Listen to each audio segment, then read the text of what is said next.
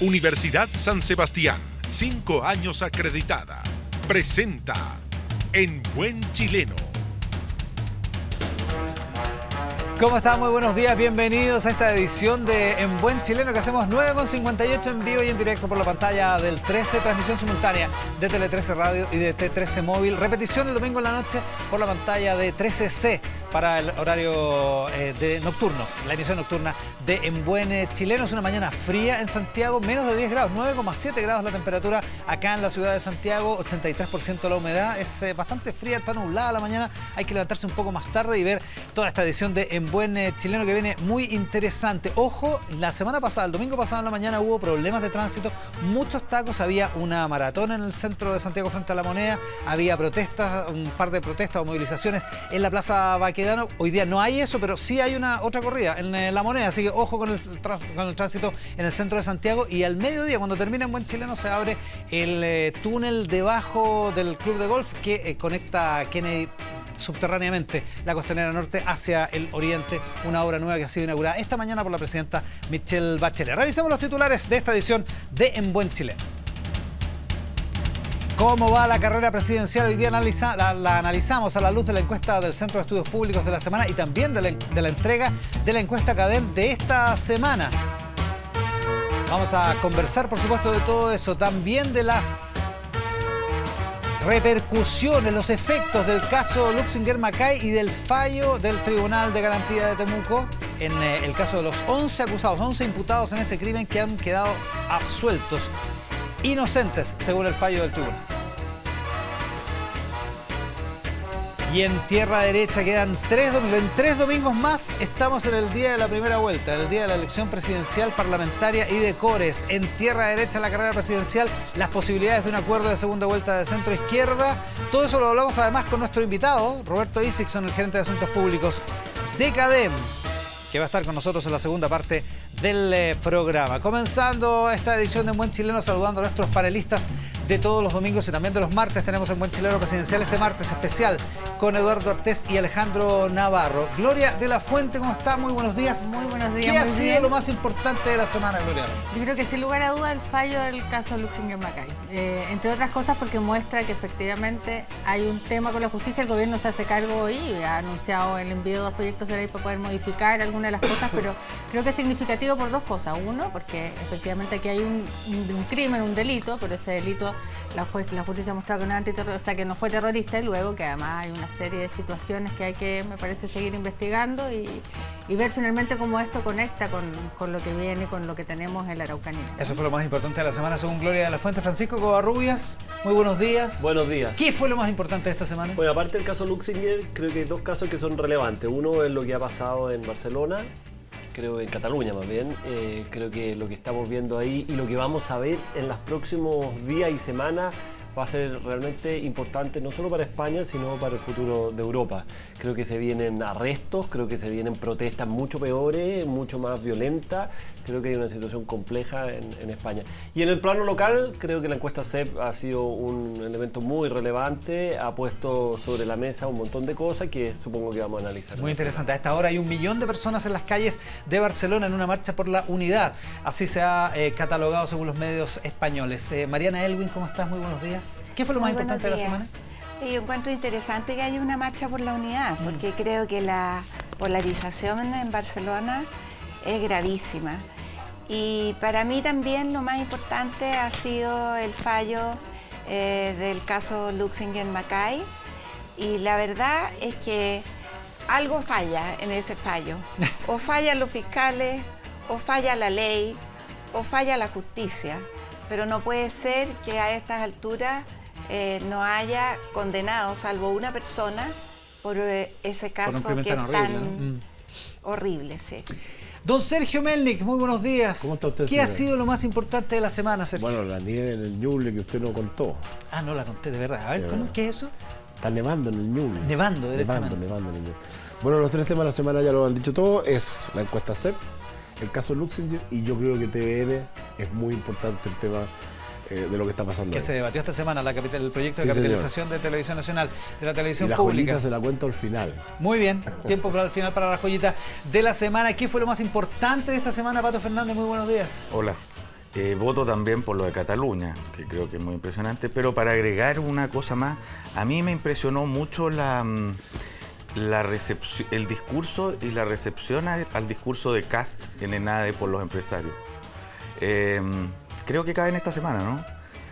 Parece que sí. Fue la anterior. Fue esta semana, yo creo que fue la anterior, sí. Pero me impresionó mucho, digamos, que ante determinado tipo de barbaridades que dijo ahí Kast, haya recibido la ovación entusiasta sí, fue de la semana esa, pasada, pues lo comentamos el domingo pasado. de ese Los grupo. 17, las 17 aplausos. Los las 17 aplausos, ovaciones, sí. claro. Pero Cataluña sin duda es una cosa muy impresionante.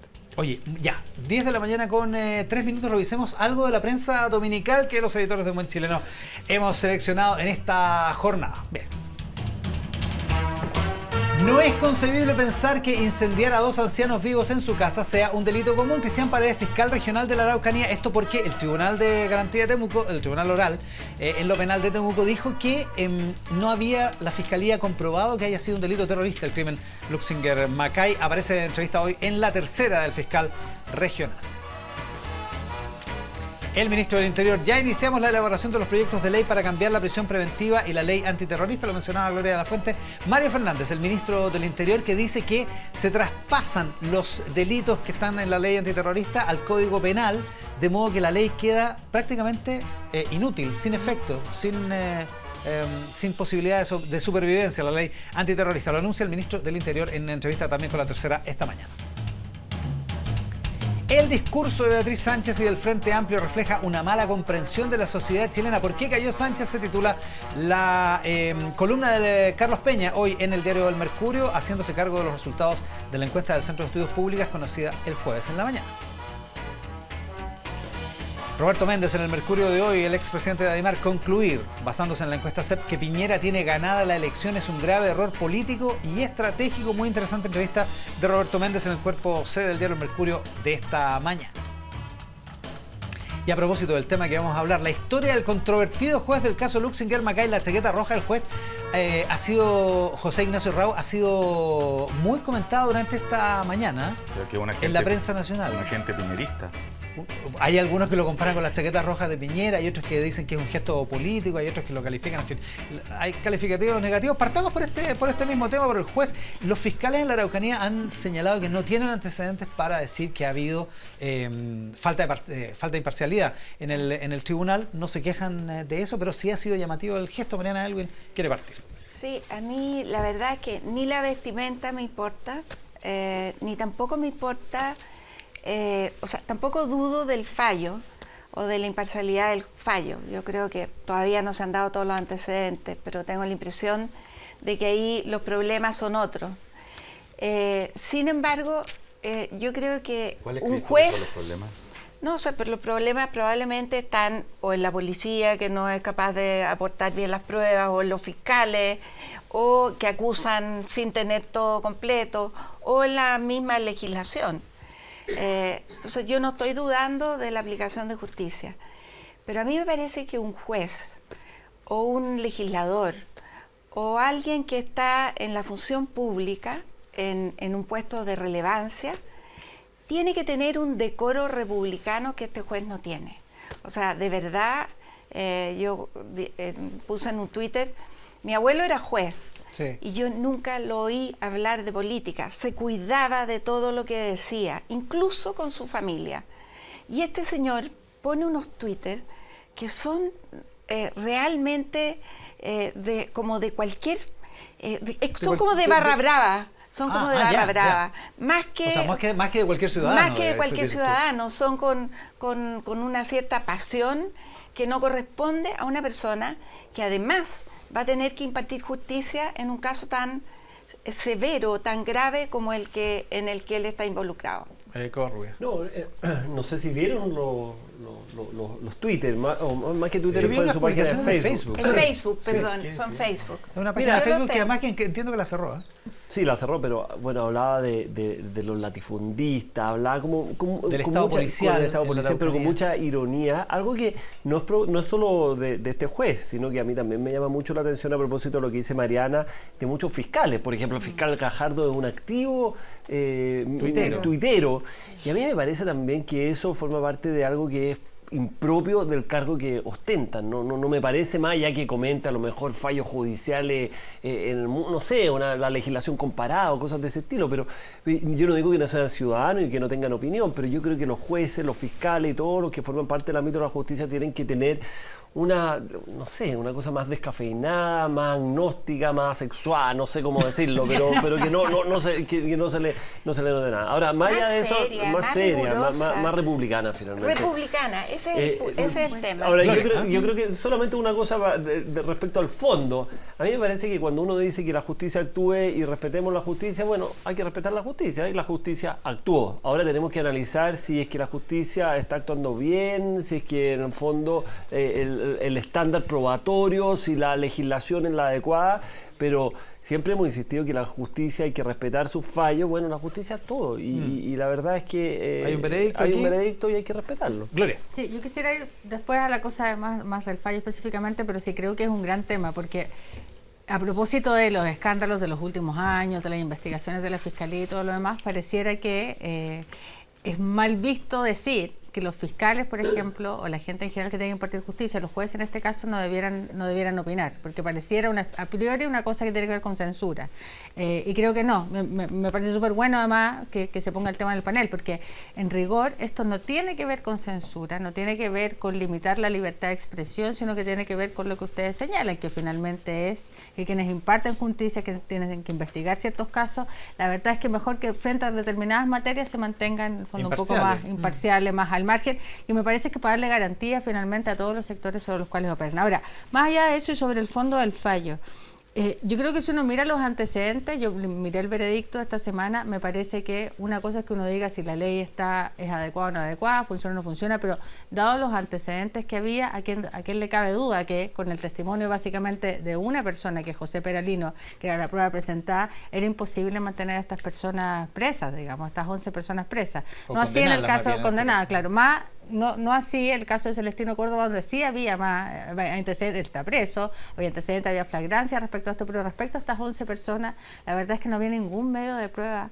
para señalar que estas personas debían estar ahí condenadas. Entonces me parece que en rigor... Salvo la colaboración de José Peralino, claro, que era uno de los imputados. Entonces, en rigor, creo que los antecedentes presentados ameritan, en el fondo, el fallo. El problema, yo creo, de esto es que finalmente terminamos atrapados en una discusión muy complicada que le añade un pelo más a la sopa al conflicto en la Araucanía, y que finalmente no colabora mucho, menos colaboran además las acciones o los discursos públicos de las autoridades o de candidatos incluso presidenciales, que finalmente terminan cuestionando el rol de la justicia. Yo creo que eso es delicado para este tema en particular. Mariana Elwin y Sergio Méndez. Sí, hoy día Cristian Paredes, que es el fiscal regional, critica la ley, en el fondo, porque dice que la ley de alguna manera exige meterse en la mente de las personas para poder establecer si el acto es terrorista o no.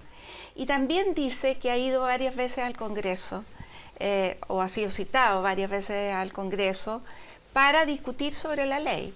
Entonces, yo creo que esto es tan típico chileno, que cuando pasan estas cosas graves, el gobierno dice, vamos a meternos en la ley antiterrorista. ¿Cuánto tiempo que eso está llorando a gritos de que se cambie? Y resulta que ahora entonces vamos a terminar a lo mejor sin ley antiterrorista, como si no existiera terrorismo. Eso es lo que insinúa el ministro del Interior en su entrevista de hoy en La Tercera. Yo lo encuentro muy, muy complejo decir una cosa así, al menos complejo. Sergio Méndez.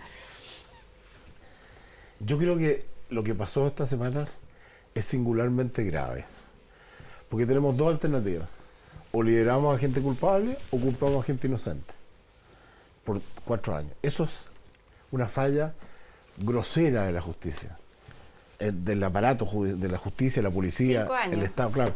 Investigando. Es muy grave. O los que liberamos son culpables o los culpamos y eran inocentes. Ahora, esta causa en rigor es de marzo del año pasado. Aquí nadie puede discutir que en la Araucanía hay una situación compleja. Saquemos la discusión si es terrorismo, pero hay asesinatos, hay delincuencia, hay quema, y el Estado no es capaz de resolver el problema. Pero fíjate, yo creo que es más, en el sentido que tú lo dices, es más puntual todavía. No es capaz. Aquí hay un crimen Eso no es. Crimen, no un Eso crimen. es lo que, Nadie lo pone en duda. eso es lo que no se puede poner en duda. Claro. Esto no es la violencia de la Araucanía, No, hay por un eso crimen. saquemos esa discusión. Y después aparece este juez que claramente está lleno de prejuicios por las cosas que uno le ve en su actuación pública. Ya, pero la fiscalía no lo recusó. Por eso digo que aquí hay una falla, ni aquí hay antes una ni falla después, digamos. sistémica. Aquí fallaron todos. Fallaron los legisladores, falló el Ejecutivo, falló el Poder Judicial, fallaron los fiscales, porque te insisto, con la situación que hay 5 años después, o liberamos a los culpables o culpamos a los inocentes. Y aparece este juez poniendo una puesta en escena que algo quiere decir. O sea, como yo estoy de acuerdo contigo que el ropaje no debe ser un tema importante, pero cuando tú haces un hecho del ropaje, algo quieres decir, algo estás tratando de llamar la atención. Eres un juez de la República, un juez de la República que emite estos comentarios prejuiciosos como los que mencionó Covarrubias. Dice, a raíz del incendio, del famoso incendio, y dice, ¿qué tal si reforestamos con especies nativas en vez de volver a plantar los mismos eucaliptos y seguir llenándole los bolsillos a los latifundistas? Por los incendios forestales del verano. Claro, eso no es la opinión de un juez. No, en otra Esa no es la dice, opinión de un juez. Y después debe ser fascinante vacacionar donde no hay Estado de Derecho. Claro, a raíz Pone de... porque sube la reserva hotelera este año en la Araucanía. Entonces, Claro, es un juez que tiene agenda. Un juez que tiene Ahora, una agenda. la Fiscalía pensó recusarlo en algún momento, lo dice el artículo de T13.cl en el semanal, y decidió no hacerlo. Y por qué consultado decidió no hacerlo? el portavoz de la Fiscalía de la Araucanía, de la Fiscalía Regional, dice no, la Fiscalía dijo que el costo Pero era es muy que la grande Fiscalía antes del juicio. rato Y viene después del dándolo juicio ahora. dice no hay indicio alguno de que haya habido parcialidad. La Fiscalía en el hace rato tribunal. que viene dándolo ahora. Nos pasó con el caso Bomba. Hace rato que la Fiscalía viene emitiendo opiniones, que están en conflicto, que se quejan entre ellos, que se abren de sumarios y cosas internas, se culpan, no se culpan. Abbott es como si viviera en otro planeta y claramente hay una influencia política en la Fiscalía que es parte de la institucionalidad fallida. Pato Fernández. Mire, yo creo que yo no puedo decir, yo creo que hay otra alternativa más aparte de culpar a inocentes o soltar a culpables, y es que hayan otros culpables. Lo digo porque Por supuesto, pues, sí, que hayan otros responsables. Por Por ejemplo. eso digo, si es que culpaste inocente, Sí. quiere decir que hay otros Lo que son que, los lo que quiero responsables. decir es que yo no puedo decir si aquí está bien o mal haber soltado o no, pero hay un hecho consumado, que es que hay un crimen no resuelto. Y creo que desde hace rato que nosotros nos venimos acostumbrando a algo que es bien malo, digamos, y los fiscales han sido buenos para eso.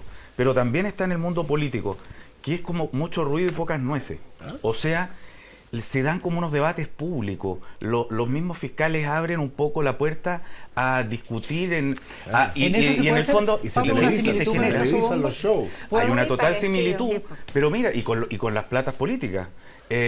Llevamos no sé cuánto rato con ruido, y ¿dónde están los condenados? condenas. ¿Y dónde está la carne aquí? Y esto tiene un problema, que es que la gente empieza a opinar, como a lo mejor nosotros mismos nos vemos tentados aquí, de decir, pero si es obvio que era culpable. Es que eso ya no corresponde a uno, eso es lo que tiene que resolver el juez. Gloria de la Fuente. Que de hecho eso es un súper buen punto justo, porque hoy en día estamos en la discusión. Esta semana, de hecho, va a haber un fallo importante en la Corte Suprema a propósito de platas políticas por Así el es. caso Moreira.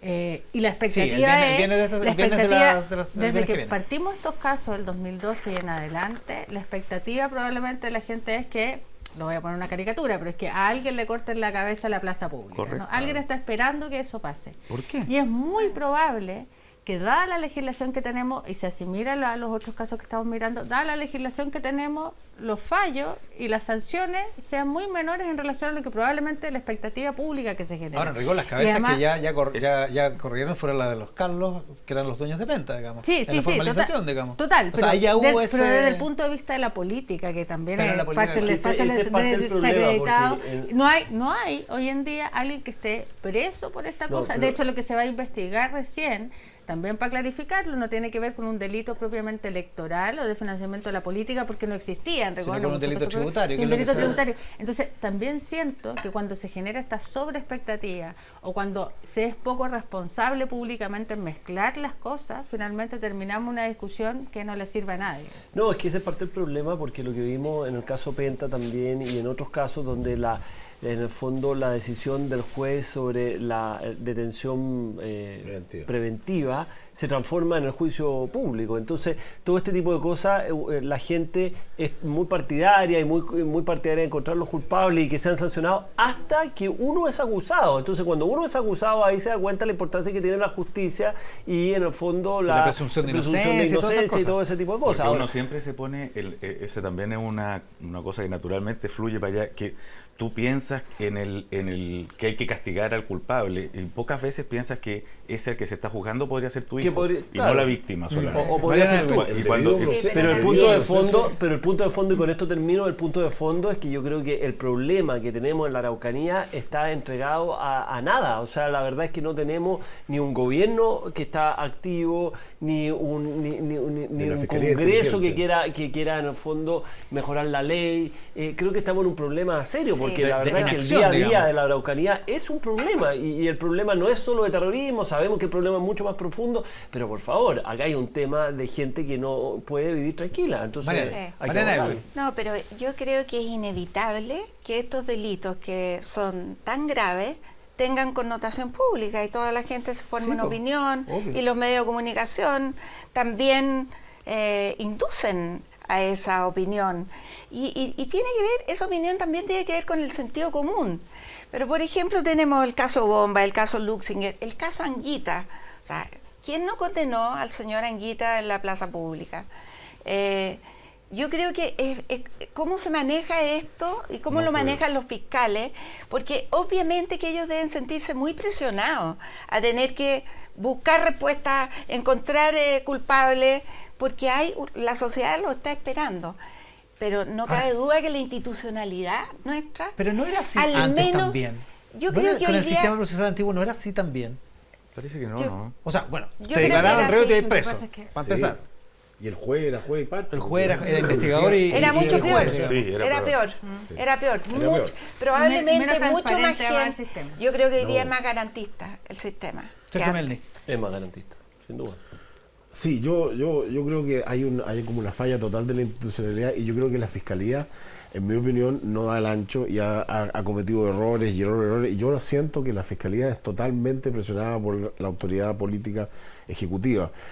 Cuando el gobierno de Bachelet, vía Peñalillo, empezó a usar el aparato del Estado para perseguir a sus adversarios, la cosa se funó. Fíjate que yo discrepo contigo, Sergio, porque creo que la capacidad que tienen de presionar a un fiscal es baja, porque el fiscal ya es como quien dice una especie de autoridad en sí misma, y por lo tanto es muy difícil que el fiscal general o que el gobierno presione, porque el fiscal tiene como una autonomía tal que un Twitter basta para decir que a mí me está presionando. Total desacuerdo. Yo creo que no hay ninguna nombra al director, al fiscal general, lo nombra el gobierno. Si puede haber interés de presionar, pero es que yo creo que es media inefectiva esa presión, porque es muy efectiva. Y si algo han hecho los fiscales, constituirse en personajes ellos mismos. En personajes ellos mismos. Un propio personajes que probablemente terminen en la política. Sí, pero creo que no hay, Sergio, francamente, no hay ningún indicio, nada que pueda indicar siquiera que la autoridad pública, el gobierno, alguien está tratando de incidir en la fiscalía. Yo creo que no hay antecedentes para decir una cosa así. Bueno, es que si hubiera antecedentes estarían los tribunales. Pero lo que uno ve es otra cosa. Pero a mí me da risa porque probablemente el afán de varios fiscales de ser, en el fondo, actores públicos, y creo que eso es peligroso incluso con las investigaciones que llegan adelante, pero no creo que hay ningún indicio Carlos para Ominami, decir... que estaba procesado, cuando finalmente lo llegaron a declarar, el tema había expirado. Prescribió. Sí. Bueno, pero porque había prescrito. ¿Qué hacía la Fiscalía mientras tanto? Sí. ¿Cómo permiten que prescriba? La Fiscalía le estaba pidiendo impuestos internos que se querellara. Está bien, pero eso es lo que estaba haciendo en ese caso. Son cosas curiosas. Son cosas que no se compadecen con una mínima eficiencia en el funcionamiento de las instituciones. Bueno, pero ojo, otra cosa es la eficiencia del funcionamiento de las instituciones, como la prisión preventiva. Evidentemente la prisión preventiva es un mal mecanismo, porque termina gente mucho tiempo presa. Pero no creo... No te gusta pero hablen de las presiones. Mira, las presiones sobre el poder... Es que no las veo. Escúchame, las presiones sobre el Poder Judicial la ejercen todos los gobiernos de todos los signos. porque el sistema institucional chileno está mal estructurado, porque el Poder Judicial no es independiente económicamente y los nombramientos administrativos los hace el gobierno. Sí, pero, y todos no los creo gobiernos eso. han yo estoy de acuerdo manipulado. con eso, Sergio. Yo estoy de acuerdo con eso de que las presiones siempre van a estar. Pero creo que la capacidad de presionar a estas figuras que se han generado los fiscales es muy baja, porque ellos se han transformado en una especie de autoridad en sí misma. Entonces, a mí cuando me dicen que, por ejemplo, el fiscal Gajardo o otros fiscales quieren entrar a la política, yo digo, pero ¿para qué van a querer entrar en la política si ya están en la política? Bueno, es decir, es mucho mejor ser tiene fiscal, más influencia ahora. tiene mucho más influencia siendo fiscal que siendo diputado por el distrito 41. Y Da lo acuérdate, mismo. Pato Fernández. y acuérdate que esto no es una cosa chilena. Manipulite en Italia hace 15 años hizo de Di Pietro un personaje que transformó el funcionamiento de toda la institucionalidad. El juez Garzón en España en algún minuto llegó a convertirse en un personaje de la misma. De Brasil terminaron gobernando los en jueces. Brasil está pasando lo mismo. Entonces en esto tiene que ver también con la relación entre justicia y medios, con la manera en que se están discutiendo y planteando las cosas. Y tú, por ejemplo, aquí mismo escenificaste un problema de esto. El arrancar de la base de que hay presión porque pasa algo no con un fallo. Yo entiendo lo que dice la Gloria, porque es dónde está el antecedente para poder decir eso, porque de lo contrario empezamos a juzgar a la justicia sin tener las herramientas que corresponden. ¿Y qué es lo que yo creo que el problema de hacer público todo este asunto? El único atributo que tenemos es criticarlo, opinar sobre lo que no nos parece bien. Es obvio que no está funcionando. Pero políticamente... Pero una cosa es que no esté funcionando bien y otra cosa es decir que hay presiones del gobierno frente a la justicia. Yo creo en la independencia del Poder Judicial. Yo creo... ¿Meli que el único que cree que está presionada la No, justicia? yo creo que está presionada, pero creo que la capacidad de presionar es mínima. Es mínima porque los fiscales se sienten con una autonomía. Pero vamos de uno. Presiones, por ejemplo, en la justicia ahora, ¿quién? ¿La Araucanía? De todas maneras. Pero ¿Para qué? la presión, o sea, al gobierno... ¿Pero para qué? Perdón. Mariana, Yo creo que al gobierno le interesa que los temas se resuelvan. Y eso tendrá un interés legítimo. Depende cómo. Dependiendo también está la presión de la opinión pública. Pero de ahí a tener injerencia o intervenir en los tribunales o en los fiscales, yo creo que puede que se puedan dar algunos casos, pero esa no es la tónica.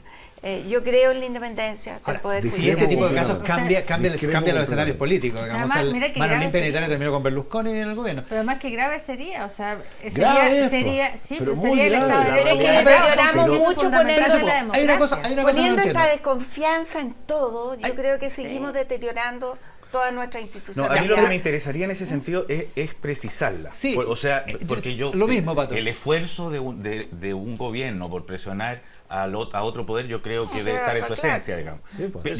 Pero Por quiero eso- entender ahora... ¿Pero qué le conviene entonces, al gobierno en este caso? y ¿Qué le convenía al presiona, gobierno? ¿A Que qué se fiscal? resuelva el tema. ¿Para qué dirección? Eso es lo que me pierdo. Por ejemplo, en la Araucanía, el gobierno presiona a los fiscales ¿para qué? Según tú, digamos, que los presiona. Porque tienen presiones políticas complejas. No, pero Tienen- ¿para qué? ¿Para ir a dónde? ¿Para terminar con una solución que al Para gobierno le absolver a convendría? los ¿En once. qué dirección? Yo creo que al gobierno esta solución que hay ahora le conviene mucho más que hubieran condenado a la ¿Cómo gente. le va a porque- convenir? ¿Cómo le va a convenir? porque, Le lógico, trae el porque problema al va a terminar, centro de la moneda. si lo hubieran condenado, hubiera terminado una huelga de hambre, hubiera terminado manifestaciones al final del gobierno. Ese es un quilombo para el gobierno.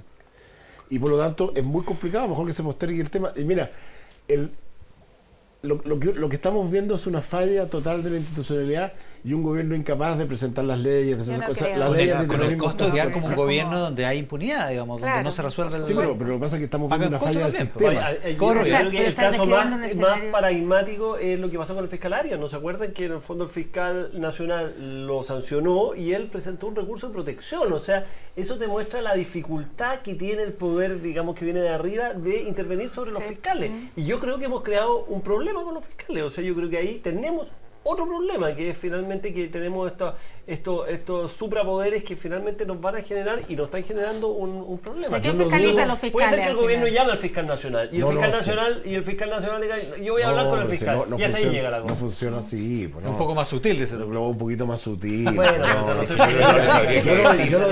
yo no discuto que haya fiscales independientes, sin duda que los hay. Pero Y lo jueces. que estamos... ¿Ah?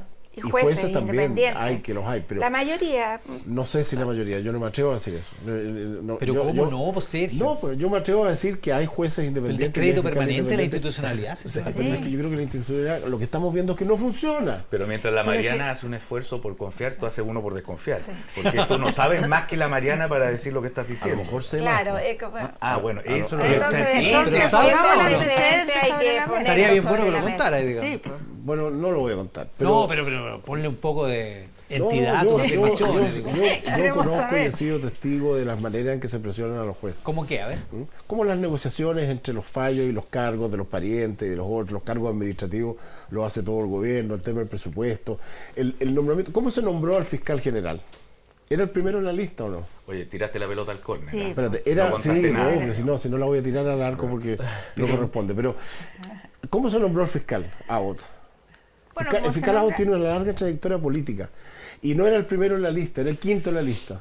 ¿Por qué o sea, del quinto en la lista al primero hay un salto muy grande? Pero de Ya, ahí, pero más allá ¿en que qué se nombre, caso, más pero en allá qué que caso el fiscal gobierno ha Abbott- presionado a la el fiscal fiscalía y Abbott con qué tiene- objetivo? El fiscal debería ser una persona intachable que no tiene trayectoria política, en mi opinión, que no la tiene.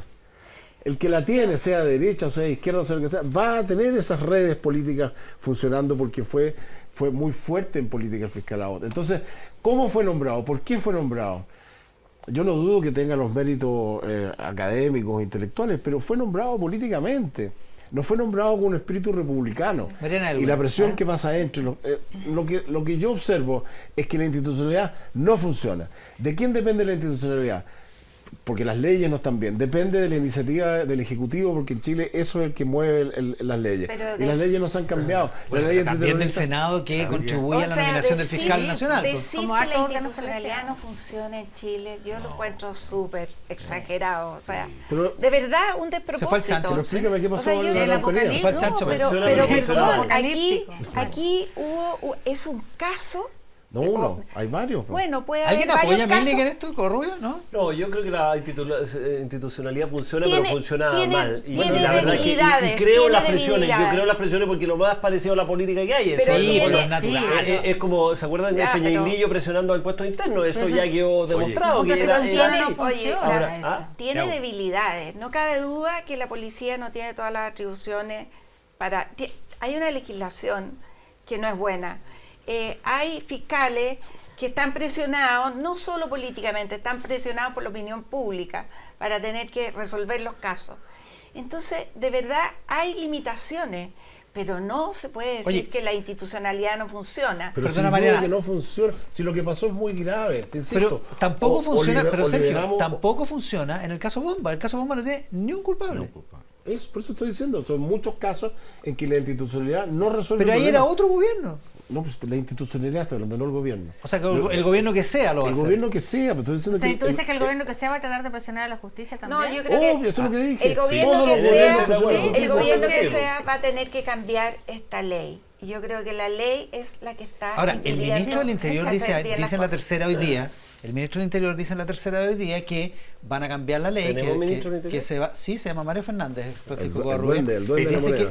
dice que Mario Todos saben Fernández que anda por ahí, dice no que sabe ya dónde. ya se inició la elaboración de los proyectos de ley y dice que todo esto va a todos los delitos que están en la ley antiterrorista van a pasar al Código Penal. Lo sustantivo pasa al Código Penal, lo procedimental al Código Procesal Penal. La ley Entiendo. antiterrorista es de un defecto de origen, es antidemocrático, dice él, y esto no va a tener más contenido. La ley no va a tener más contenido. ¿Cómo No va a haber, antidemocrático? no va a haber Pero más eso ley no Bueno, funciona antiterrorista. de la Eso sí que es raro, Eso es eso sí que es absurdo. También raro. es importante a propósito de las polémicas del último Y también día, habla se sobre la anunció prisión preventiva. No, pero eso es el- absurdo el- decir que la ley antiterrorista el es ministro- antidemocrática, porque todas las democracias del mundo tienen leyes Nada más esta antiterroristas. fue hecha en democracia. Y además Bueno, lo que pasa es Oye, que hay esta otro- ley en particular ha tenido, o sea, pronunciamiento de la Corte Interamericana de Ya. Derechos Humanos por sus contenidos y había modificaciones, pero Por si eso, todo sigue pero siendo decir que las leyes deficiente. antiterroristas son antidemocráticas me Sí. parece. No, la Tiene ley un es origen, nacional dice que tiene un origen antidemocrático el Oye, y ministro. quedar- Eso y fue quedar- para citarlo bien. Oye, y quedar en un país sin ley antiterrorista en estos tiempos, o sea, es una locura, ¿no? Ahora, Oye, me ese quedé pegado cambio- con un pero punto el anterior. anuncio- Espera, Cosa espera. muy breve. Lo que tú leíste ahora,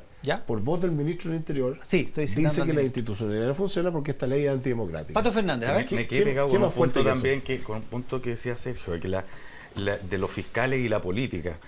quizás la solución sea obligar a expresar políticamente sus posturas a los fiscales, ¿eh? Porque yo desconfío mucho de cuando desaparece, se supone, la política, o sea, llegan los apolíticos.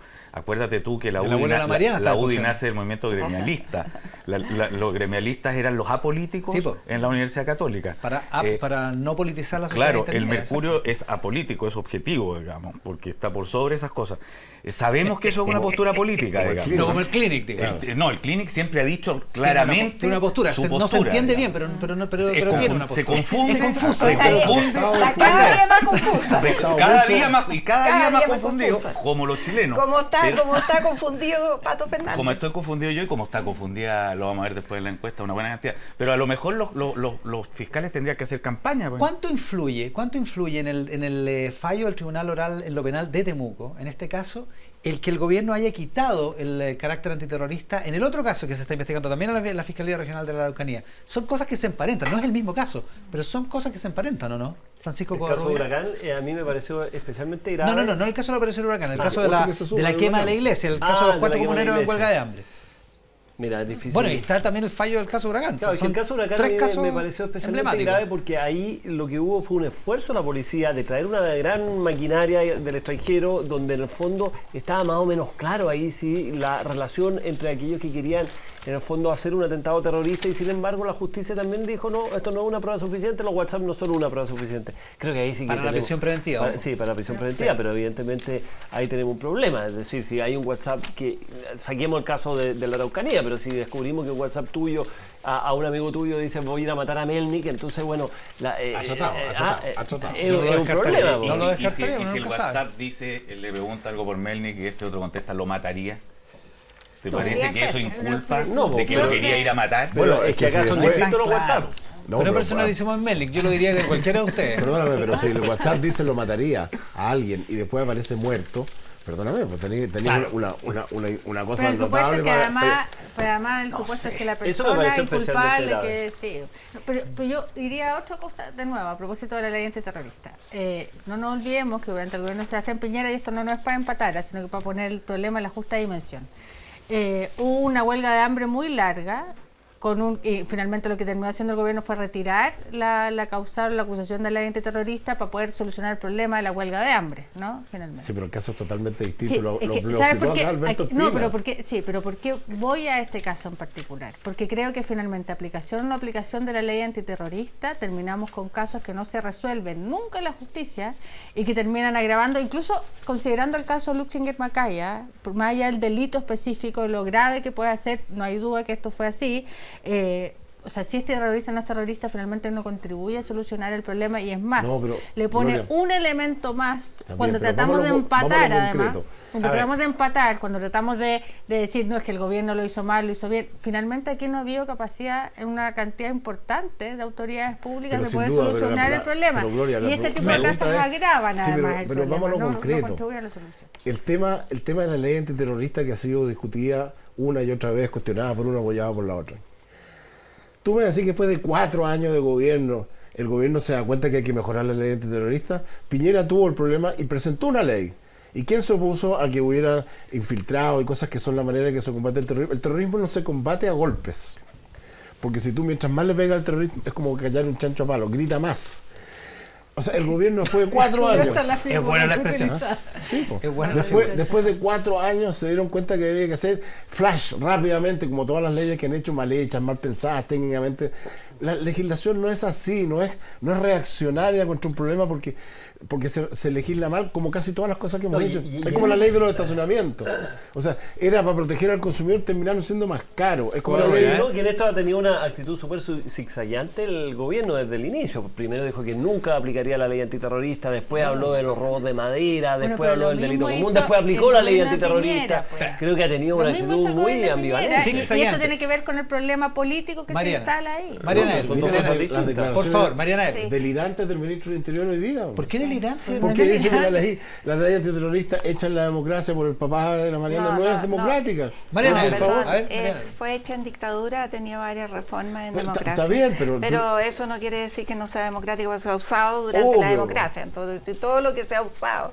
O sea, no habría nadie democrático en Chile ni los parlamentarios, si todos Ni los dijéramos que el ni los origen es presidentes, nosotros. Claro, pero al interior de Ya, las democracias pero- hay siempre puntos de faltas de democracia que Lógico, mejorar. pero Por no es supuesto, anti, por pero no es supuesto, y por eso A lo sí. mejor aquí estamos Y ante un aspecto. esta ley claramente Pero, es así. ¿a dónde Pero iba, hay Mariana? una cosa que a mí me llamó mucho la atención De la entrevista del fiscal. entrevista del fiscal, porque Fiscal regional de la también Araucanía. le hacen la crítica de la demora y entonces las huelgas de hambre, etcétera. Por la prisión preventiva excesiva, larga, excesivamente larga. Exactamente. Y él dice, Él explica bien, nosotros en 6 meses teníamos todas las pruebas. Detuvieron y en hubo marzo, una dilación. estaban listos para ir al juicio en septiembre, en agosto. Estaban sí. en agosto listos. Y después se ve un año después. ¿Y por qué? Dice él.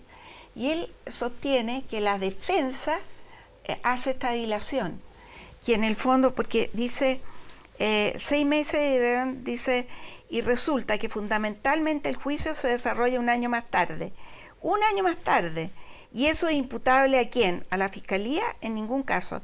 Aquí hay una estrategia deliberada de las defensas que apunta a jugar al desgaste, Más bien, a provocar la falta de adherencia de las víctimas Sí. y testigos al juicio. Y dice que lo mismo se está, Y que eso dice se que lo está- mismo se está viendo en el caso de la iglesia quemada. De la digamos, iglesia los 4 quemada. comuneros en huelga de hambre. Bueno, Entonces, pero al final, la estrategia dilatoria de la defensa, que quiere decir que una buena defensa, tendría que verse contrarrestada por una buena y ejecutiva demostración de culpabilidad rápida No, por porque parte de cuando la se, Fiscalía. lo que pasa es que cuando se pide la suspensión de una audiencia no hay No puede, queda otra. no El fiscal- puede. la fiscalía Piden no la puede. suspensión ¿Qué de hace la la audiencia. fiscalía? No, hay Y que hacerlo piden igual. otra vez la suspensión y otra vez la suspensión de la audiencia. Entonces, y la ley les permite y pedir la ley se lo suspensión de la- permite. Entonces, al final...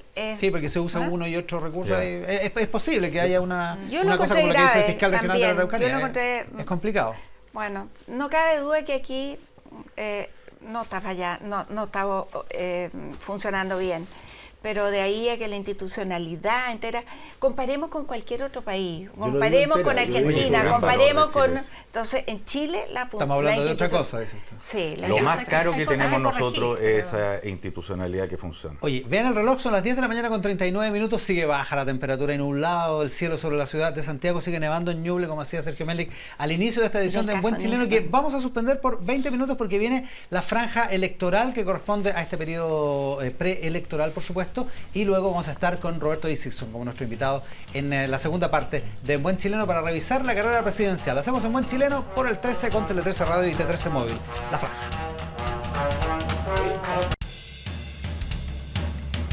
De vuelta haciendo Un Buen Chileno por la pantalla del 13, por T13 Móvil y Tele 13 Radio en transmisión simultánea, repetición el domingo en la noche por la pantalla de 13C. De vuelta en Buen Chileno después de la franja electoral, en este caso nos tocó presidencial este domingo, estamos a 3 domingos. En 3 domingos más estamos en la primera vuelta presidencial, en la elección de parlamentarios y también de cores. Y comentando los resultados. Y comentando los resultados domingo en la noche, Sergio Melik, Francisco Covarrubias, Pato Fernández, Mariana Elwin, Gloria de la Fuente y nuestro invitado, ya apareció en pantalla, Roberto Dickinson, gerente de Asuntos Públicos de CADEM, la encuestadora cuyos resultados revelamos todas las semanas. Así es.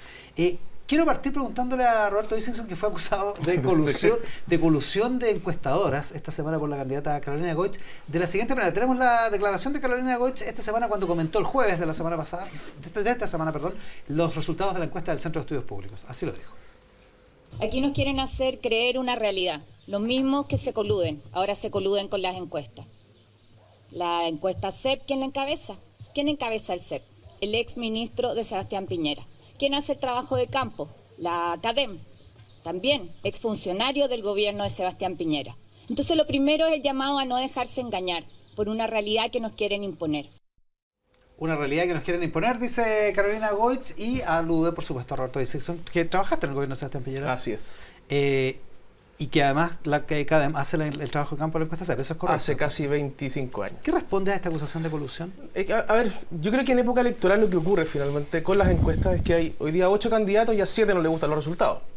Es obvio, solo uno va a ganar la elección presidencial. Entonces, eso genera efectivamente una relación crítica entre los candidatos y las encuestas. Ahora, lo que se le puede responder a Carolina Goich es que esta es la misma encuesta que dio ganando a Michelle Bachelet en la última elección, es la misma encuesta que dio ganando a Michelle Bachelet en su primer periodo, a Eduardo Frei, a Ricardo Lagos, y es la misma encuesta que dio ganando al no.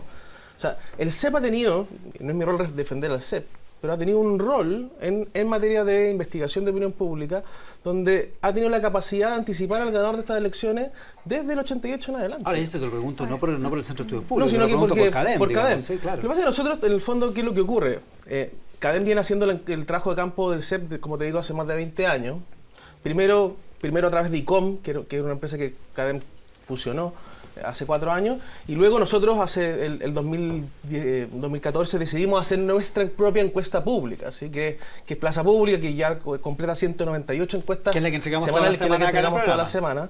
Estamos muy contentos, vamos a cumplir 200 encuestas. Esta es la primera encuesta semanal que existe en Chile, y yo creo que ha sido todo un desafío y un logro poder desarrollarla y parecernos un poquito más a los países desarrollados, que hacen investigación muchísimo más frecuente. Sí.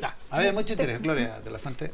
Pregunta sobre la CEP. Okay. Después me gustaría que viéramos lo de la CADEM. Pero hay un dato que me llama mucho la atención. De los votantes con seguridad, de aquellas personas que votarán con seguridad, o de aquella submuestra de votante probable, aparece en el primer caso un 13,8% de personas que no votarían nulo o blanco, y un 15,6% en la misma categoría. O sea, que van a ir a votar. No, que votarían nulo, blanco, no sé qué, pero irían a votar.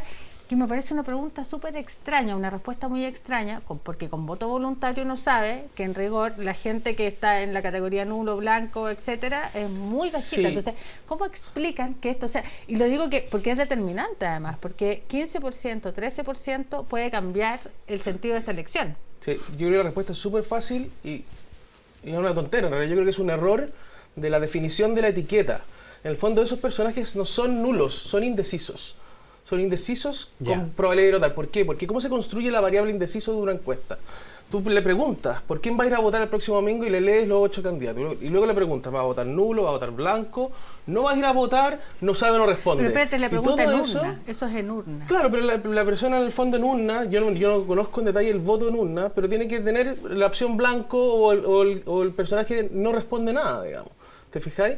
Entonces esa variable en votante probable se transforma en una variable indecisos, que es lo que nosotros hacemos toda la semana, ¿cierto? Cuando tú pasas del total de la muestra, donde tienes un 25% de indecisos, que en esos indecisos se esconde no voto, se esconde voto nulo, se esconde voto blanco, indecisión, cuando lo pasas al votante probable, en el fondo lo transformas en un indeciso. Sumas las 4 categorías a una. Yo creo que el error es en la definición de la etiqueta. Méndez dice no es que vaya a haber el 15% de nulo. Es que por eso es raro. No, es la definición de la etiqueta, que debería decir, en vez de todo eso, indeciso. Indeciso. No es, pero van a ir a votar de todas maneras, se supone.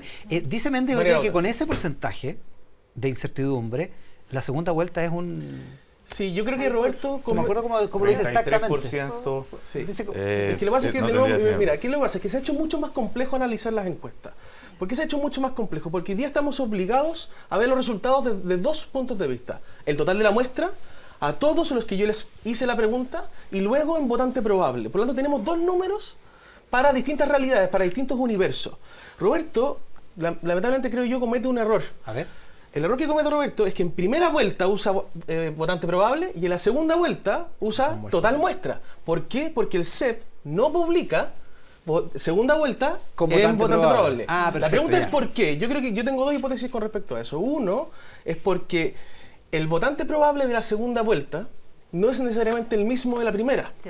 La primera vuelta genera efectos sobre la segunda vuelta. Hay gente que no está clara que no se sabe si va a ir a votar, especialmente gente muy ligada al centro político. Hay gente de este panel que no va a ir a votar en segunda vuelta. Que ya lo está pensando, claro. Entonces, en el fondo, yo creo que el CEP no calcula... Me nega la segunda vuelta, va. Perdona, Roberto. El CEP no calcula o no muestra la segunda vuelta en votante probable porque dice, no va a ser el mismo el de la primera vuelta, y la segunda razón es porque quizás la brecha entre Piñera y Guillé, especialmente, haya sido muy amplia. Eso es cosa de la base de datos. O sea, ¿tú crees que sí está resuelto la elección? No como dice Roberto Méndez. Sí, yo creo que la elección está resuelta. ¿Está resuelta? Sí. ¿En primera vuelta? No. En dos vueltas. Mariana Elwin. Sí, yo quiero volver atrás porque al tema de la colusión. O sea, la verdad es que la encuesta CADEM y la CEP tienen resultados bastante similares. Sí. Hay otras encuestas que tienen resultados distintos. Yo Perdona, me imagino, son trabajos de campo separados, yo no tengo, No, de hecho una encuesta es cara a cara y la otra es encuestas telefónica. distintas. Sí, perfecto. La encuesta del CEP, ojo que el CEP participa en 3 instituciones distintas. ¿Ah?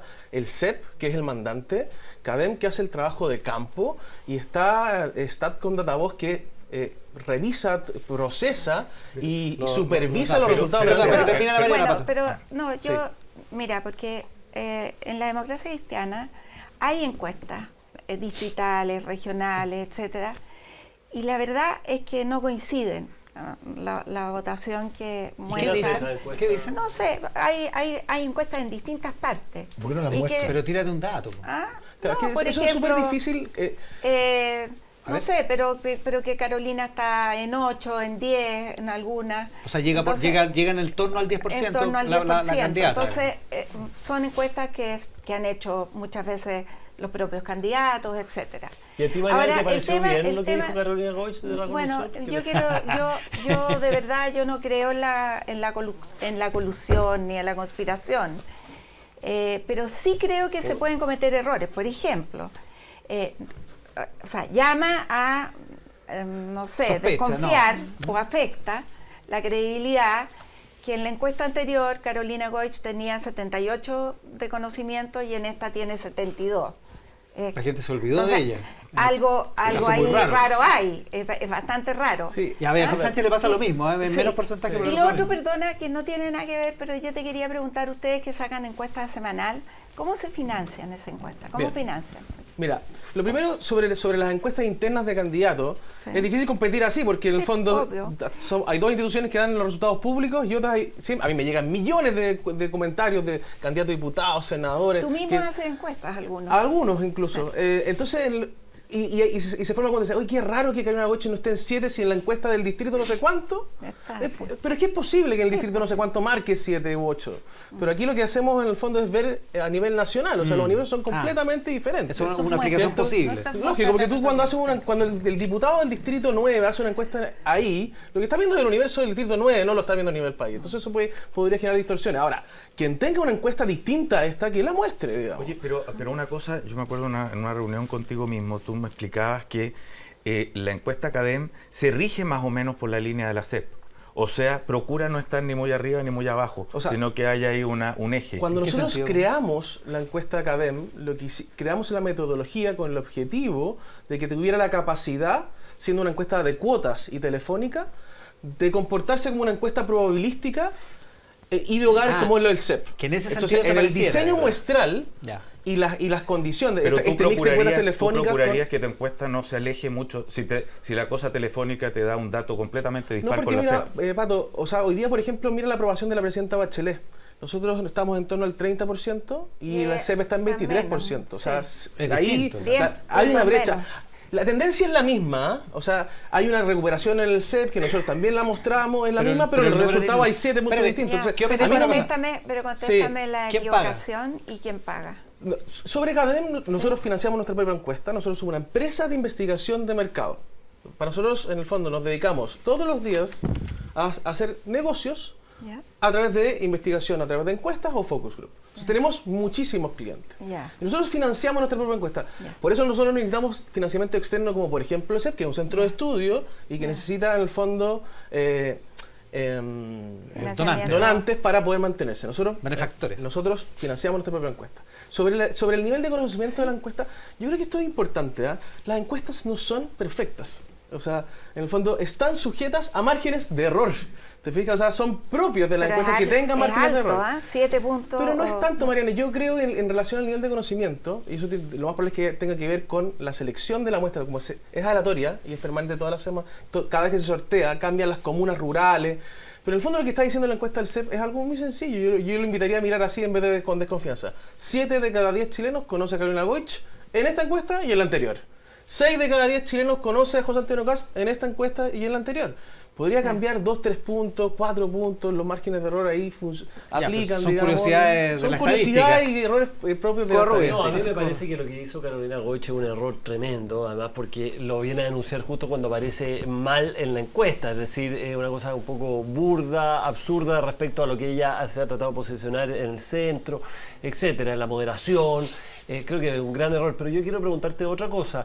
Tu encuesta ha sido sometida a muchas disquisiciones y la verdad es que se ha transformado en un termómetro que en pocos países existe una encuesta semanal y donde la verdad que todo el mundo político lo comenta. Hay gente que dice que es pernicioso. Y hay gente que dice, es como el People Meter Online. Pero la verdad es que hay mucha gente que ha dicho que tu encuesta está mal hecha, entre otras Marta Lagos, que yo la he escuchado muchas veces diciendo que tu encuesta está mal hecha. Y en eso yo quiero preguntarte, sin entrar en una cosa muy técnica, pero una de las cosas que se dice que la encuesta CADEM sale a entrevistar a la gente en los centros comerciales y que eso no sería aceptado, digamos, como un estándar mundial. No sé, eso ¿por qué no nos explica un poco cómo se hace la encuesta sin entrar en disquisiciones técnicas y si eso es aceptado? Digamos, no es tan fácil responder no técnicamente a una pregunta que va al foco técnico, pero ustedes mira, calculan de hecho sobre ese punto aglomeración margen de error, cuando en rigor... O sea, nosotros lo que hacemos es un margen de error referencial. Ninguna encuesta de cuotas puede calcular el margen de error, lo pueden hacer solamente las encuestas probabilísticas. Existen, mira, súper fácil y voy a tratar de hacerlo sencillo. Existen dos familias de encuestas, las probabilísticas y las encuestas de cuotas. Las probabilísticas lo que aseguran es que cada chileno en este caso tenga la misma probabilidad de ser electo. Y hace sorteos aleatorios, ¿cierto? Y lo agarra todo y saca su muestra. Las encuestas de cuotas hacen un proceso inverso. Yo defino, producto de los resultados del INE, qué perfil de personas necesito por cada una de las comunas de Chile, en las comunas que yo haya seleccionado. Entonces, por ejemplo, yo sé con exactitud cuántos hombres y mujeres en la comuna de Santiago necesito, qué edad tienen que tener, qué perfil socioeconómico tienen que tener. Entonces a mí no me importa. Y vais juntando esos casos. Y los voy a buscar. Hasta que te da el número, digamos. Hasta que me completo la cuota. Entonces, en el fondo, a mí no me importa realmente si llego a través del teléfono o si llego a través del punto de afluencia. Esta crítica al punto de afluencia es bien ridícula para nosotros. Nosotros nos gastamos mucho más plata haciendo la encuesta en punto de afluencia que haciéndola a través del teléfono. Pues es mucho más caro. Y lo hacemos con un objetivo, mejorar la calidad de representatividad de la encuesta, de esa cuota. ¿Por qué? Porque por teléfono tenemos dificultades para llegar a los niveles altos y a los niveles bajos. Entonces nosotros ocupamos esa forma de llegar a esos segmentos que por teléfono no lo haríamos necesariamente.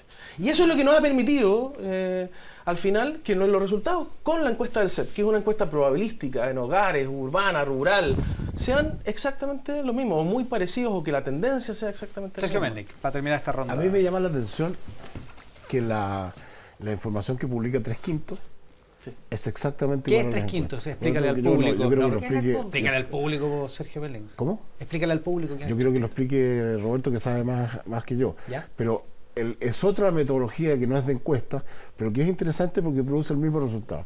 Las encuestas de la Marta Lagos, ella no solo dice que esta es mala, todas son malas, menos la de ella. Claro. Y la Marta Lagos se ha equivocado sistemáticamente, además ella es una persona que tiene demasiada opinión política personal como para manejar las encuestas. Entonces, no es la única que tiene opinión política personal. No, pero muy fuerte. Muy fuerte para manejar encuestas. Si hiciera bien la encuesta no me costaría tanto. Bueno, Roberto trabajó en el segundo piso de Sebastián Piñera. Sí, pero él no hace comentarios políticos. La Marta Lagos, sí. Lo que yo quería, primero, contrastar esto de 3/5 y segundo, definir lo que son las tendencias fundamentales.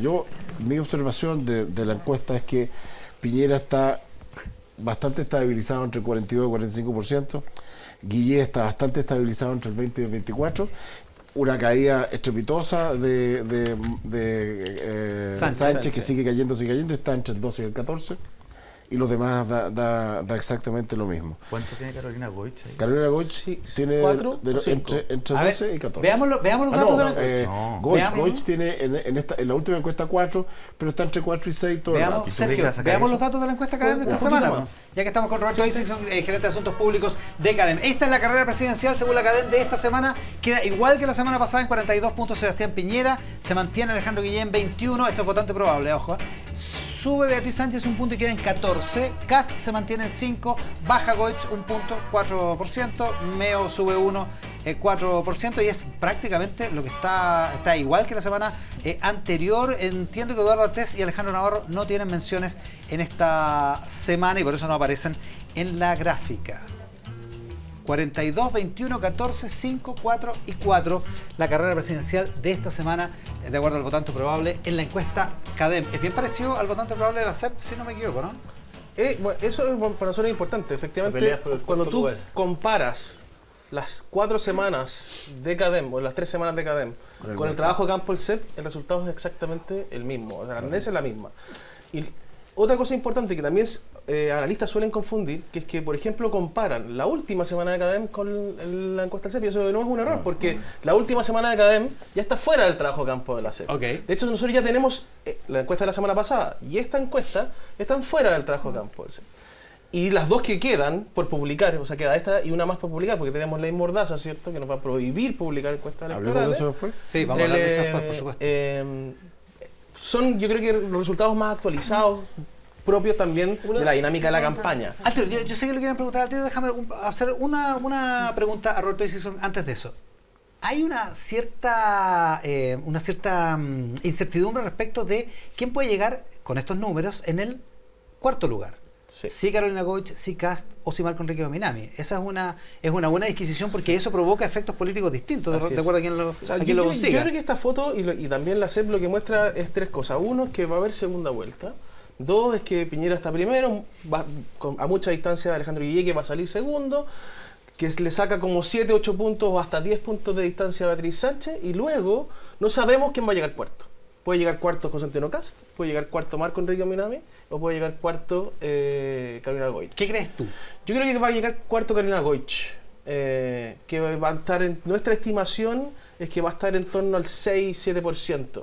Y le va a sacar una distancia a Marco Enrique y a José Antonio Kast. Lo que pasa es que lo que no muestra la encuesta, que es interesante aquí, la gráfica, es que hay un 10% de indecisos probables, que significa que es gente que va a ir a votar, pero que todavía no se decide. Todavía no se decide. Oye, Roberto, y ese 10%, ¿cómo se reparte? Eso es lo que nosotros estamos... Uno puede hacer, en términos simples, repartirlo más o menos como votan los que ya tienen decidido. No, eso sería efectivamente un error. De hecho, ese fue el error que los analistas hicieron en el 2013 para decir que Bachelet no iba a ganar en primera vuelta porque había un 25% de la respuesta que no se distribuyó de forma normal. Porque pero hay forma de saber cómo está pensando. Sí, mira, nosotros estamos investigando formas, ¿qué es lo que hacemos nosotros para verlo? Primero, vemos que la persona indecisa que va a ir a votar, si tiene voto en segunda vuelta. O sea, si por ejemplo Piñera Guillé dice algo, Piñera Goich, todas las variables. Segundo, si es que ese indeciso tiene posición política. Si es que es de derecha, si es que es de centro, si es que es de izquierda. Y tercero, también miramos si es que aprueba o desaprueba el gobierno. Y hacemos una fórmula con eso, y lo que nos da es que efectivamente de esos 10 puntos, al menos el 50 es voto de centro izquierda. O sea, uno de cada 2 de esos 10 es voto de centro izquierda, podría ser de Guillé, Marco, Goich y Beatriz Sánchez. Eso es lo que muestra el resto de la encuesta, pues al final suma 50% más. Lo que pasa es que no, porque Piñera está en 50 y solo 2 de cada 10 votaría, y esos indicios probables podrían votar por Piñera. Por lo tanto, no habría segunda vuelta. Para ahondar en ese mismo punto, Roberto Méndez también cita hoy día la encuesta Bicentenario, donde dice que el 50% de la gente se manifiesta disconforme con las alternativas que hay. Si yo le hago caso a mis antenas, o sea, así como lo que uno ve dando vueltas, efectivamente esa porción de indeciso ha crecido mucho en la centroizquierda respecto de todas las elecciones anteriores. O sea, la cantidad de gente que no es que sea el nihilista despreocupado de la política, sino que ha sido un votante fiel, básicamente concertacionista, de pronto se siente muy confundido. ¿Ha aumentado mucho ese número? ¿Tiene un claro crecimiento o no? Yo haría un matiz. Sí. No es que haya aumentado el indeciso, aumentó el que no va a ir a votar. Si lo que va a pasar en Chile es que el 51%, uno de cada 2 chilenos no va a ir a votar. ¿Tú crees que eso no se va a revertir en esta elección? ¿No? No en esta elección. ¿Y por qué? Bueno, las razones son muchas, pero esto es algo creciente. ¿Qué es lo que está mostrando el votante que no va a ir a votar? El duro que no va a ir a votar. En general, no tenemos claridad si es que, o sea, de hecho lo que uno ve es que el comportamiento del no voto es bastante parecido al que vota. O sea, no es que sea un outsider y que enojado, pero que está completamente desconectado. Hay desconfianza, Pero yo noto una novedad ahí, que al no voto, y eso es muy alto. Al no voto de la político se ha sumado el no voto del político. Bueno, y esa la veo muy nueva. Y eso quería ir yo con el matiz. Lo que no ha aumentado son los indecisos, sino que ha aumentado el no voto, y es un no voto político, efectivamente. O sea, gente que antes ocurrió claro, con la derecha en la elección del 2013, en la segunda vuelta. En segunda vuelta especialmente, y luego le está ocurriendo a la izquierda en esta elección en particular. En el fondo porque no hay 300.000 votos, pero la derecha en segunda vuelta. Así es. Porque con eso perdió la elección. Sergio Melnik. Porque los candidatos no son atractivos.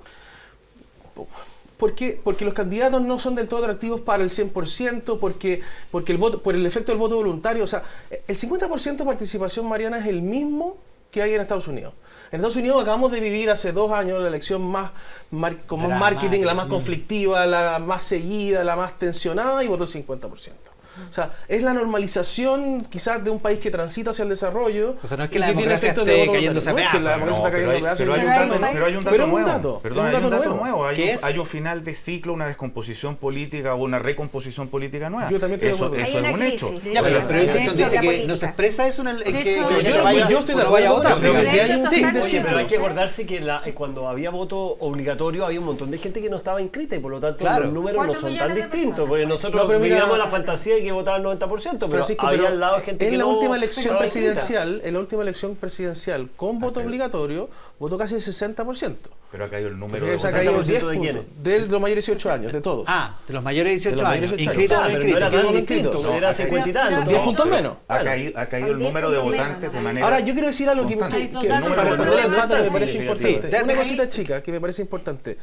Yo creo que efectivamente, pensando en el 2018 y en lo que va a significar el próximo gobierno, es tremendamente importante estar viendo este 50% que no va a ir a votar por 2 cosas. Uno, porque Piñera lo más probable es que gane la elección presidencial, pero lo va a ganar con el 22% del 100%. Con muy poco voto. Que es lo mismo que le pasó a la presidenta Bachelet. La presidenta Bachelet, ese 62% que vimos en la segunda vuelta, que estábamos todos impactados, no era más que el 25% del 100%.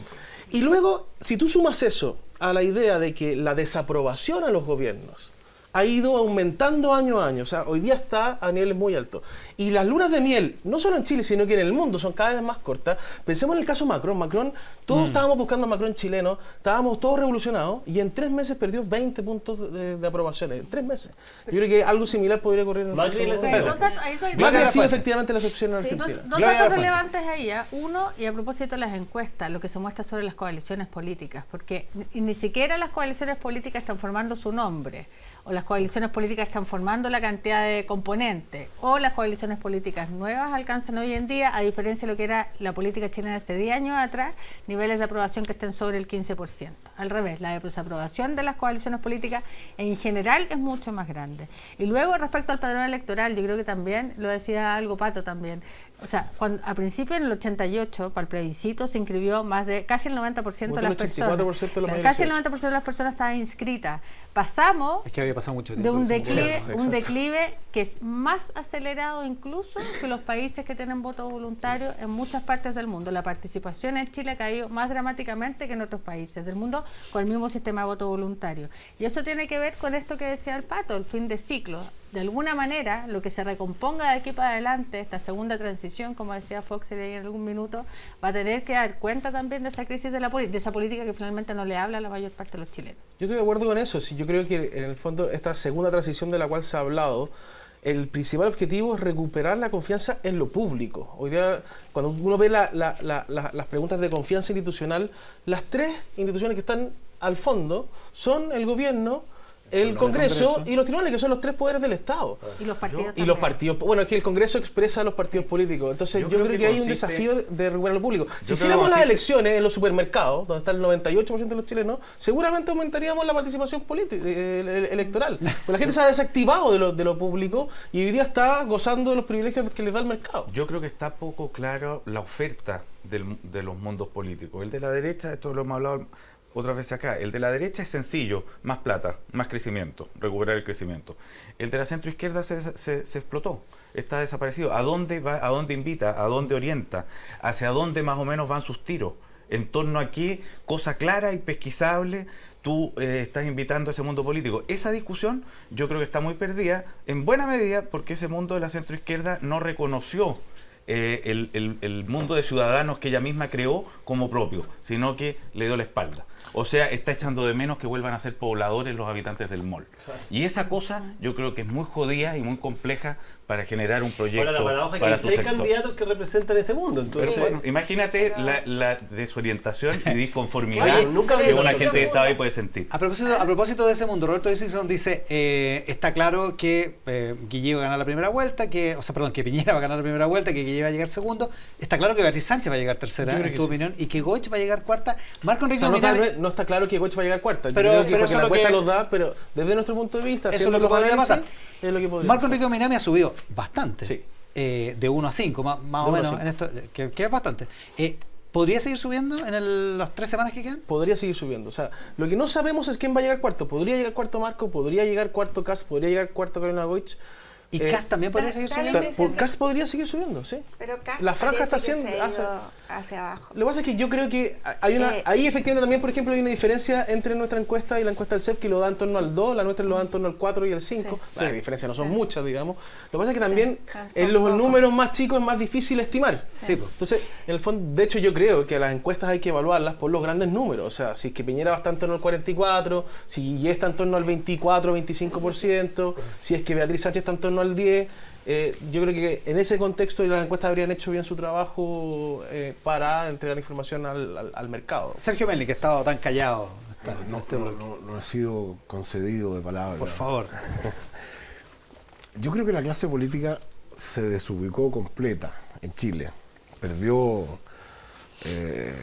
la capacidad, yo creo que hasta la capacidad de asombro. Y no ha sido capaz de reformar un sistema político de acuerdo a lo que está pasando en el siglo XXI. O sea, ¿a qué voy con esto? La franja, que nosotros lo acabamos de ver. La mejor indicación de que la franja es total y completamente irrelevante es que partió la franja y nosotros seguimos conversando en nuestras cosas, nadie le interesaba verla. No dicen, la de Kast. ¿ah? Salvo Salvo la la de clase, Kast, que como no está dice Carlos nada. No dice nada. O sea, la clase política, una franja que fue muy exitosa para el plebiscito, que habían dos posturas que cambiaron. De hecho, el Mercurio informó hoy sobre los ratings, son 7 puntos menos. Tuvo un impacto importante en la sociedad, fue importante. Y nosotros, 40 años después, seguimos haciendo exactamente lo mismo como si no hubiera pasado nada en el mundo. Y ahora tenemos 8 candidatos y 600 no sé qué, y le metemos un segundo a cada uno. O sea, la incapacidad de ver lo que pasa y de reformar lo que pasa es tan grande. Y de hecho ahora, que el punto que te quiero comentar, la franja por una parte, y el otro, prohibir las encuestas. O sea, ese ya es la miopía total. Yo me acuerdo que en la elección anterior trataron de prohibir los Twitter. O sea, están tan perdidos. Todo eso. No, el CERVEL. No, eso le pasó al CERVEL. En la municipal, finalmente el servicio electoral terminó validando validando que hacer campaña por pero redes lo había sociales era prohibido, posible. primero lo había Era legal, porque en un prohibido. primer momento se pensó que no. Lo había prohibido. Imagínate cómo. Pero ¿cómo? Claro.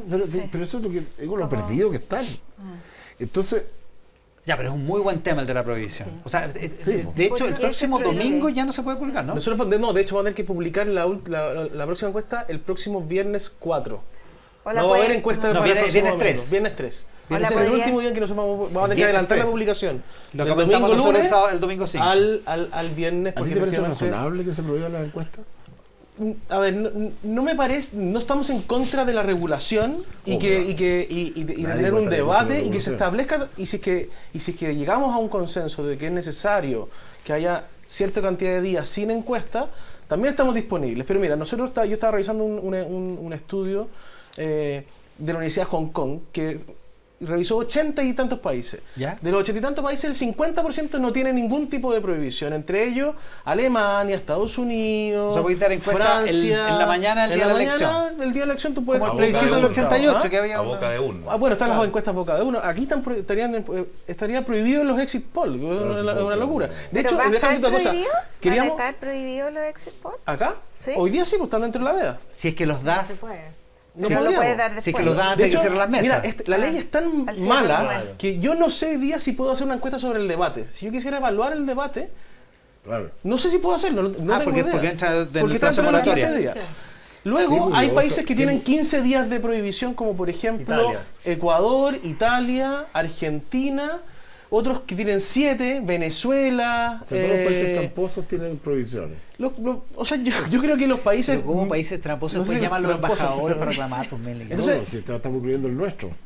un país que se prohíbe la encuesta. Ahora, a mí lo que me parece interesante es que yo no sé ¿por qué tiene sentido? A ver, lo que dice la ley y que lo teoriza el Tribunal Constitucional es que como no se sabe si las encuestas tienen una influencia, especialmente sobre los indecisos, y como no hay un órgano en Chile que las regule, por lo tanto, apareciera necesario e importante poner una prohibición que es de estos 15 días. ¿Y a ti te parece importante que exista un órgano que regule las encuestas? Porque hay experiencia comparada en eso, digamos, y incluso hay encuestas que hacen organismos independientes que están financiados por los gobiernos. Por ejemplo, el caso Primero, español. existen organismos que las regulan. Uno, la Asociación de Empresas de Investigación de Mercado de Chile, donde estamos generalmente dos que tienen sus códigos de ética y todo. Luego, segundo, hay autorregulación. También está ESOMAR y Wayport, que también definen normas para por la publicación de encuestas, que también sería autorregulación. Que también son organizaciones que haya regulación. Digamos.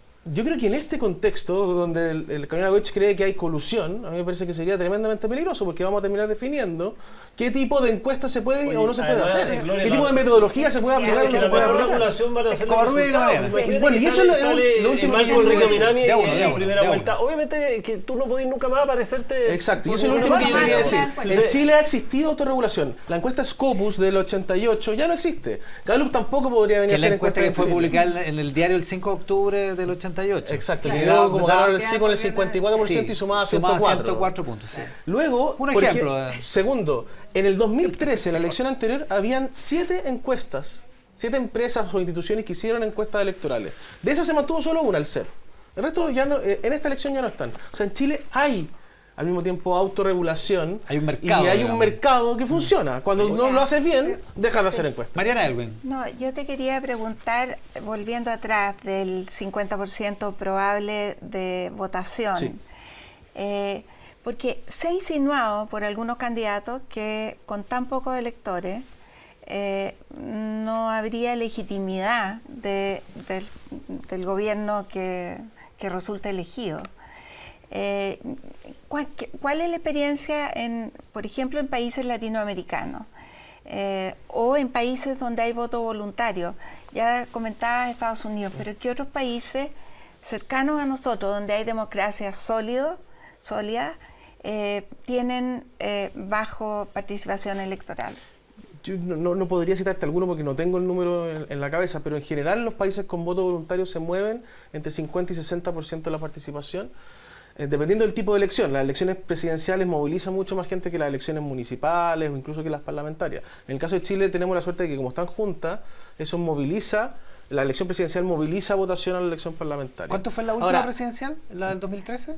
49% en primera vuelta, 44% en segunda vuelta. 44. Que es el mismo 49% que nosotros estamos estimando para esta elección. Sí. O sea, no es un cambio con respecto al 2013. 1,5 millones el padrón total. ¿Tú crees que ese 1,5 millones es un número correcto? El INE, nosotros no usamos CERVEL, usamos INE efectivamente, que tiene un número más bajo. Nosotros estamos asumiendo que debería votar en torno a los 6,7 millones. Se va a mover porque hay también 3 posibles escenarios de votante probable, uno pesimista, uno optimista, pero se va a mover el total de votantes posible.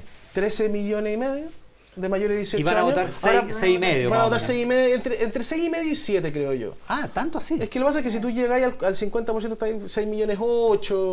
Oye, Roberto, a mí me dicen que algunos consideran que el dato más confiable en esto de las encuestas presidenciales es cuando a la gente se le pregunta quién cree que va a ser el presidente, que eso dice más incluso que por quién va a votar.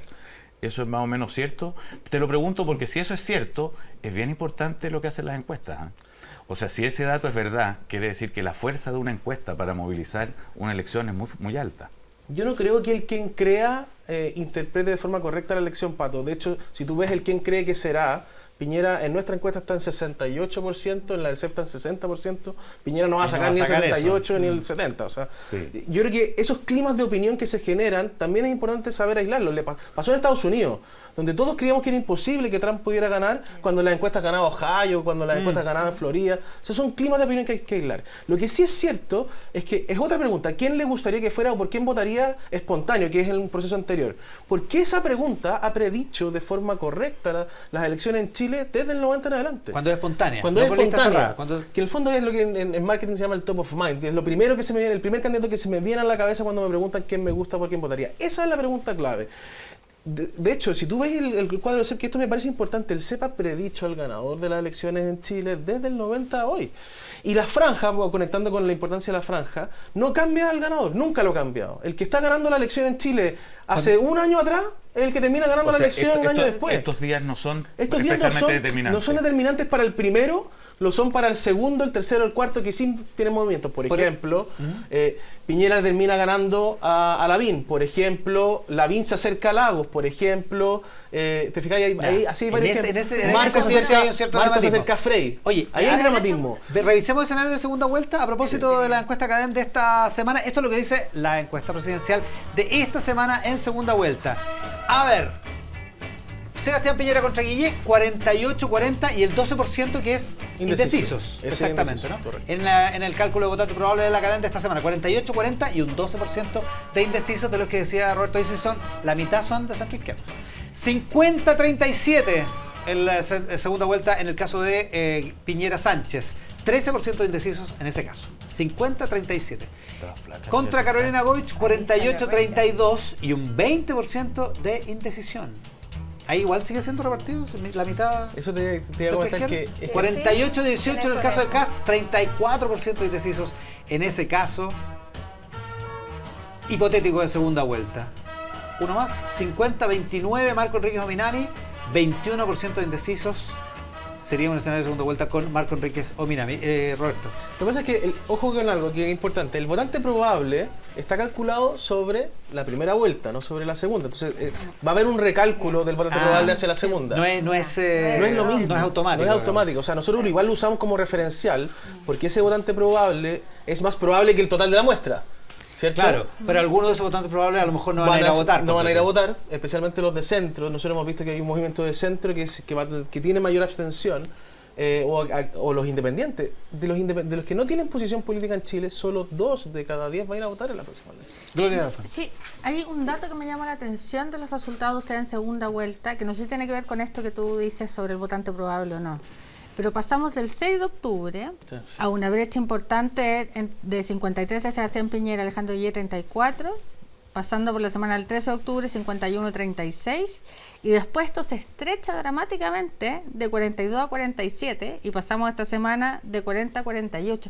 ¿Cómo se explica esa variación tan grande en tan poco tiempo? Que en segunda vuelta se haga más estrecha. Claro. Primero, no me parece que sea que el acortamiento de la brecha sea dramática. O sea, un 47-40, 47-42 es 53-47 en segunda vuelta. O sea, es una diferencia súper significativa. El 48-40 estamos hablando de casi 55-45. O sea, la brecha entre ambos sigue siendo muy amplia en la segunda vuelta. Lo que pasa es que estamos acostumbrados a ver con ojos de primera vuelta escenarios de segunda vuelta. Y sobre lo que sí ocurre efectivamente es que se estrecha la brecha entre ambos. Yo lo que creo es que en estas 2 semanas lo que ha ocurrido es que la segunda vuelta se hace más real. Piñera no va a ganar con el 70% de los votos en la segunda vuelta. Y el debate sobre la segunda vuelta, donde ya Guillé parece instalado en segunda, ya hay certidumbre que Guillé va a ser el posible acompañante de Sebastián Piñera en segunda vuelta, ese debate se hace más real y por lo tanto aumenta la declaración de aquellos identificados con otros candidatos, principalmente con Beatriz Sánchez, a declarar que van a votar por Guillé y por lo tanto eso genera y por eso se estrecha. O sea, una muy buena noticia en el fondo. Es una buena noticia para la encuesta porque efectivamente disminuye la incertidumbre. Claro, porque se disminuye la brecha. Disminuye la incertidumbre de aquellos que estaban indecisos, que eran hace 3 semanas, 4 semanas atrás, votantes de Sánchez, votantes de Goich incluso, votantes de Marco, hacia la segunda vuelta. Porque o deciden votar. Bueno, hay algunos que decían no votar, que es una de las incertidumbres. ¿Y un acuerdo de todas estas partes apoya eso de la segunda vuelta o lo deja más o menos igual? Yo creo que lo deja más o menos igual, porque al menos históricamente, y también lo que muestran los datos ahora, es que, y creo que porque es el gran error que cometió la centroizquierda ahora, que no haber hecho primaria, es que desde la primera vuelta a la segunda tú solo logras convertir hasta un 70% de los votos. O sea, solo el 70% de quienes voten por Sánchez van a votar por Guillé en segunda vuelta, 1/3 lo más probable es que no vaya a ir a votar. Y por eso también la brecha entre el primero y el segundo es muy importante. O sea, si Piñera está en torno al 45 y Guillé en torno al 25, hay 20 puntos de diferencia, eso desincentiva muchísimo más el voto de segunda vuelta. Mira, el 60% de los votos de Marco se fue a Frey, el resto no fue a votar, votó por Piñera. El 70% del voto Lavín, el 2005, se fue a Piñera, el resto no fue a votar. Entonces, no da hasta el 70%. Pero hay la gestualidad importante también, o sea, no es solo la encuesta, es la gestualidad política, porque se fue, o sea, me acuerdo en su minuto Longueira se fue de vacaciones. No, o sea, yo digo, los gestos son importantes. O sea, si en vez de decir que va a votar por el candidato del 28%, voy a votar y se suma al comando, eso pareciera ser importante. Pero de hecho, incluso en el caso de Carolina Goich convierte hasta el 60% de los votos en Guillé y el otro 40% o no va a votar o incluso hay un grupito que se va a votar por Piñera. Que se va a ir a la playa, algunos de ellos. El 70% de los votantes de Sánchez, dice nuestra pantalla, en primera vuelta apoyaría a Guillé. Sánchez, Beatriz Sánchez. ¿Se derrumbó, como dicen algunos, en tu opinión? Se derrumbó, sí. Se derrumbó. ¿Por qué? O sea, tenía posibilidad de ser segunda y ya no tiene ninguna. En nuestra encuesta, efectivamente, tenía una posibilidad real de pasar a segunda vuelta después de la primaria. ¿Qué pasó? Bueno, pasaron varias cosas, yo creo. Una es que la primaria le dio una ventaja súper significativa frente a la centroizquierda que no hizo primaria. Y ahí la franja sí hizo su pega. De hecho, la franja de primarias tiene más rating que esta franja. Es una cuestión increíble, pero así es. Ahora es invierno, ojo que en invierno hay más audiencia, digamos. Sí, sí. Ya. Ahora, no mucho ya. Está más calentito afuera. Entonces, la franja le dio un protagonismo mediático súper relevante. De hecho, cuando uno miraba el share de cobertura, ¿qué es el share de cobertura? El porcentaje que todos los medios de comunicación, televisión, prensa, radio, etcétera, le dedican a cada uno de los candidatos. Beatriz Sánchez estuvo segunda durante mucho rato, desde la primaria hasta 2 semanas después. ¿Qué es lo que ocurrió? Novedad es relevante. El factor de novedad era muy relevante. Y yo lo que creo que ocurrió es que finalmente el comando de Guillé se activó y eso la fue empezando a dejar en un segundo lugar. Ellos compiten por el mismo electorado. Guillé termina sumando a Ángela Geri a su campaña, se plegó mucho más a la presidenta Bachelet. Entonces, la pelea interna del Frente Las Amplio. peleas internas del Frente Amplio, y de hecho las principales caídas vinieron producto del conflicto de Mayol con y Jackson. Y cayó por no venir a Buen Chileno. Y yo creo, bueno, eso también, la cuña de Salvador Allende, yo creo que se le vio muy errática. Y de hecho, una cosa, déjame terminar con una idea, que es que el protagonismo mediático, el share de hoy día de Beatriz Sánchez es más bajo que el de Carolina Goich, está empatado con Marco. O sea, los medios de comunicación le perdieron interés a la candidatura de Beatriz Sánchez producto de todo esto. Espérate, Merlin, que está... Sí, yo creo que es interesante la mirada a la segunda vuelta porque hay muchos candidatos que han dicho que son más competitivos en segunda vuelta y por lo tanto deberían votar por ellos.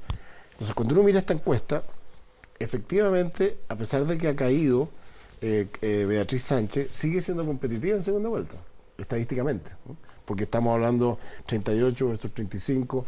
Pero no va a llegar a la segunda vuelta. Entonces, pero es que por eso depende cómo se mueva la cosa. Yo creo que no va a llegar. Es que va a ser el todo contra Piñera. Yo creo que eso va a ser fuerte. Estoy diciendo que el argumento de que quién es más competitivo en la segunda vuelta no es menor, particularmente para la nueva mayoría, que con quién es más fácil ponerse de acuerdo para el todo contra Piñera.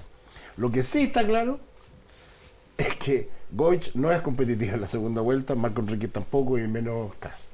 O sea, hay algunos que están lejos, o sea, no tienen ni una posibilidad. Por lo tanto, la discusión es entre Sánchez y Guillé y pareciera que está zanjada por el lado de Guillé. Y una pregunta respecto a José Antonio Kast, porque las encuestas lo que hacen es medir finalmente la racionalidad, o sea, es decir, dónde la persona va a marcar la línea. Sin embargo, no miden los corazones, no miden el sentimiento de la gente, y a mí me da la impresión de que tal como ocurrió en la primaria con Felipe Kast, que había gente que habría votado por Felipe Kast, pero privilegia el voto útil y vota por Sebastián Piñera. Creo que aquí dentro del porcentaje de Sebastián Piñera hay una cantidad de gente que va a votar por Sebastián Piñera, pero con el corazón en José Antonio Kast. ¿Hay alguna forma de medirlo? ¿Tienen alguna medición? ¿Ustedes tienen alguna estimación de eso? A mí me parece un argumento súper razonable y lo más probable es que sea así. De hecho, cuando uno ve la escala política de Piñera, Piñera está muy pegado hacia la derecha. Más que el otro. Ahora, el 15%, esto son algunos datos que he visto en encuesta, el 15% de los chilenos sigue siendo pinochetista.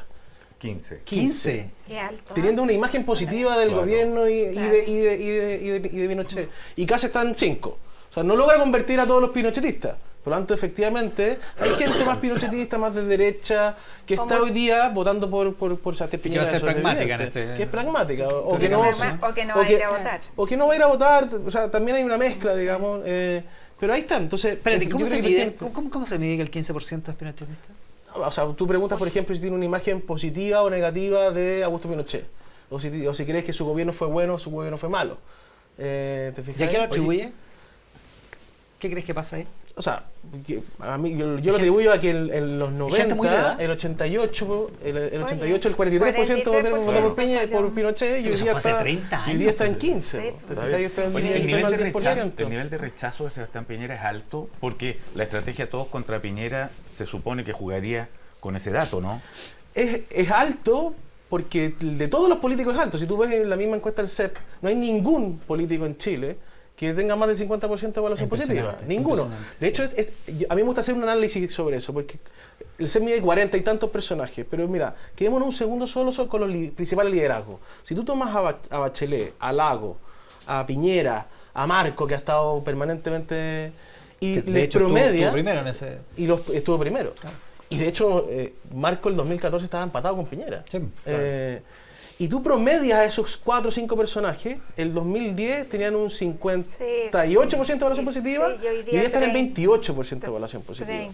Entonces, están todos mal evaluados. Claro, y Piñera, de hecho, en esta encuesta del CEP es el que tiene la mejor evaluación positiva, cosa que parecía... O sea, no está disparado Piñera, no hay un universo amplio antipiñerista. Oye, más que los otros. Va a permitir que se unan, pero no les va a permitir ganar la elección en segunda vuelta. ¿Puede la caída de Beatriz Sánchez afectarle el desempeño parlamentario del Frente Amplio? Yo creo que la elección del Frente Amplio parlamentaria y la presidencial de Beatriz Sánchez están bastante por caminos separados, fíjate.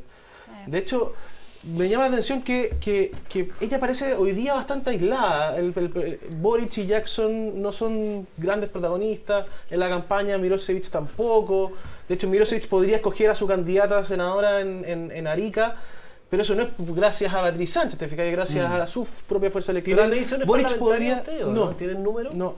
Y tampoco hay datos públicos, ¿eh? O sea, yo no he visto nada público. Boric entiendo que incluso podría, producto del cambio del sistema electoral, podría quedar fuera. Habría algún tipo de riesgo de que podría quedar fuera. Entonces yo creo que caminan por carriles separados. Ahora, una cosa que me parece importante, producto de la abstención del 50% y de la dinámica y el cambio de ciclo, es que yo tampoco evaluaría el desempeño del Frente Amplio lo que haga en esta elección. Claro. Podemos lleva 10 años haciendo política en España, ¿te fijáis? No nació con los indignados, lleva 10 años construyéndose como movimiento, y a mí me parece que el Frente Amplio tiene carrete para rato. Claro, lo que pasa es que el entusiasmo después de la primaria era muy grande. Fue una burbuja que... En nuestra encuesta llegó a marcar un 26% y hoy día está en 12%. ¿Sabes lo otro que lo confundió, yo creo? Es que Beatriz Sánchez, cuando el Frente Amplio busca un candidato para la presidencial, buscaba algo que apoyara la plantilla parlamentaria. O sea, sentía que no podía ir con candidatos parlamentarios competitivos si no llevaba un candidato presidencial. Y de pronto se le infló la cambucha al candidato presidencial. Y dejó de convertirse en el apoyo para los parlamentarios a convertirse en un globo sonda per se. Se creyó el cuento. Y yo creo que no solo el personaje, yo creo que el entorno. Claro. Y se les perdió la estrategia. Se confundió ahí Pero además la unidad el camino. El votante que se define de centro, ¿cuánto impacto va a tener en la primera vuelta? Hagamos una cosa y hablamos sobre el votante del centro después de la pausa. Estamos con Roberto Dixon, que es el gerente de Asuntos Públicos de CADEM, y también estamos con el auspiciador de En Buen Chileno todos los domingos acá en el 13, que es la Universidad San Sebastián, que es una de las 7 universidades privadas acreditadas por 5 años. Una certificación que avala la calidad de su proyecto de inspiración humanista cristiana. Entre sus mejores acreditaciones destacan odontología 7 años, ingeniería comercial, química, farmacia y educación parvularia 6 años y 10 carreras con 5 años. La Universidad San Sebastián, ser reconocidos con altos niveles de acreditación, es el fruto de hacer las cosas bien. Hacemos En Buen Chileno por la pantalla del 13, transmisión conjunta con Tele 13 Radio y T13 Móvil. A la vuelta de la pausa seguimos con nuestros panelistas y con nuestro invitado Roberto Dixon, gerente de Asuntos Públicos de CADEM, por la pantalla del 13. Universidad San Sebastián, 5 años acreditada, está presentando En Buen Chileno.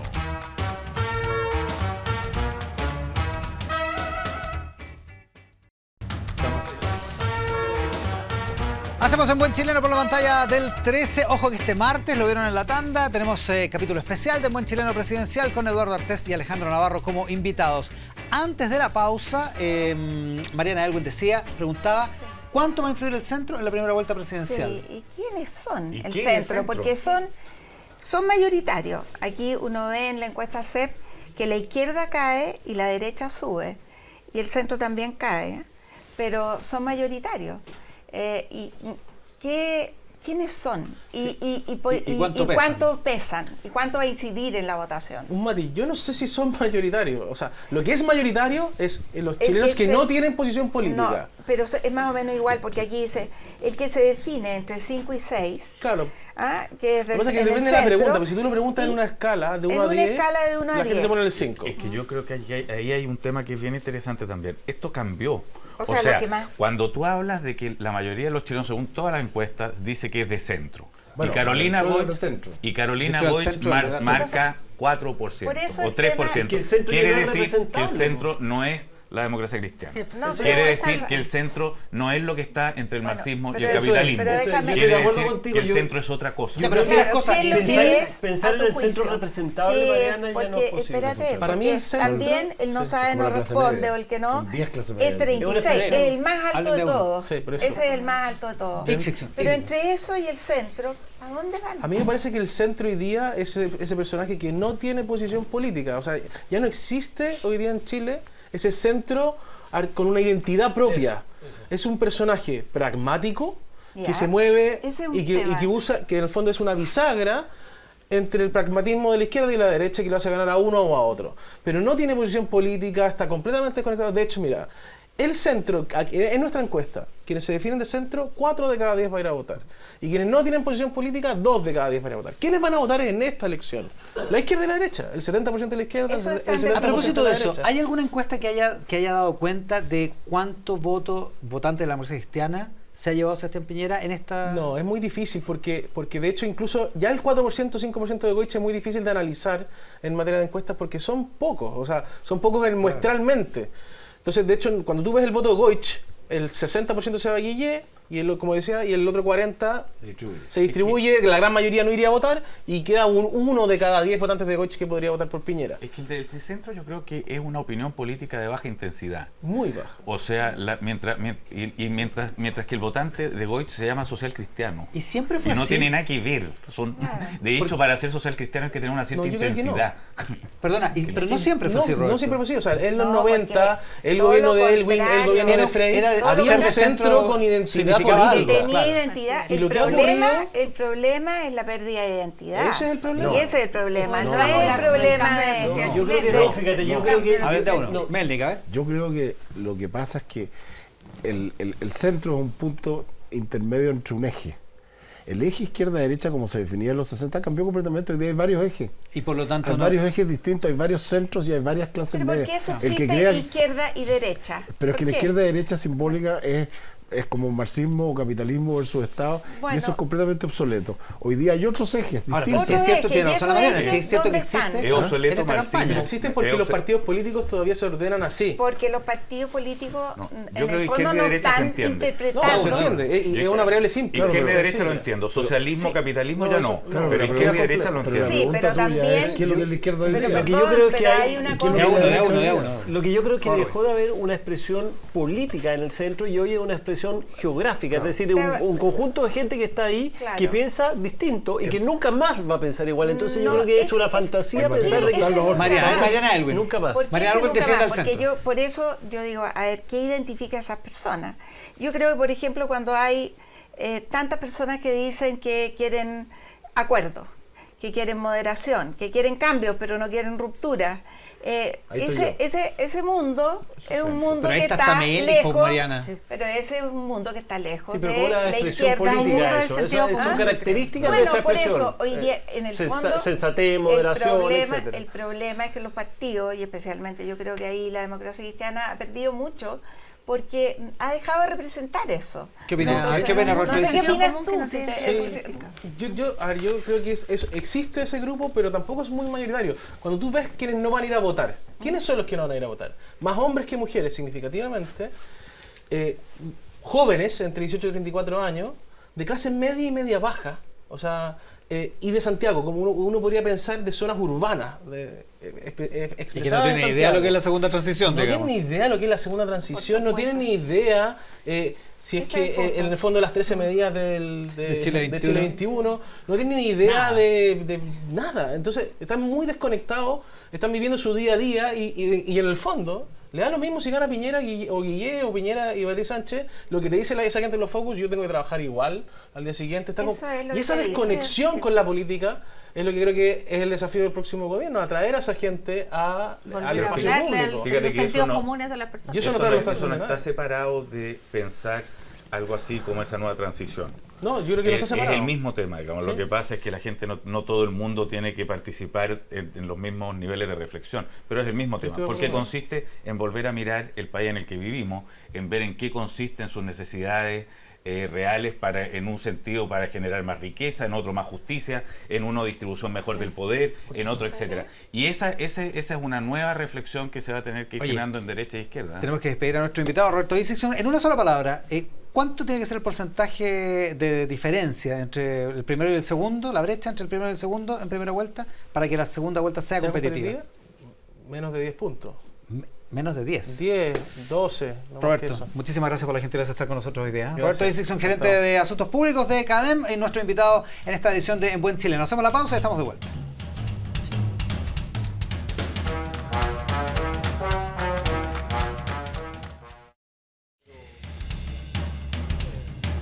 Del día con 4 minutos, nos vamos en esta edición de En Buen Chileno. Nos volvemos a encontrar el próximo martes, capítulo doble tenemos el martes, ojo, atentos.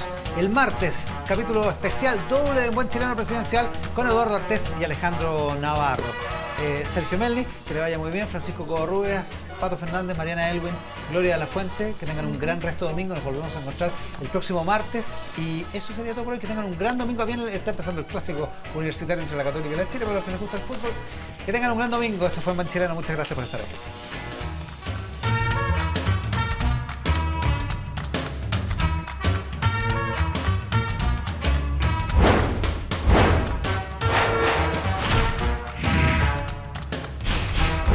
En Buen Chileno,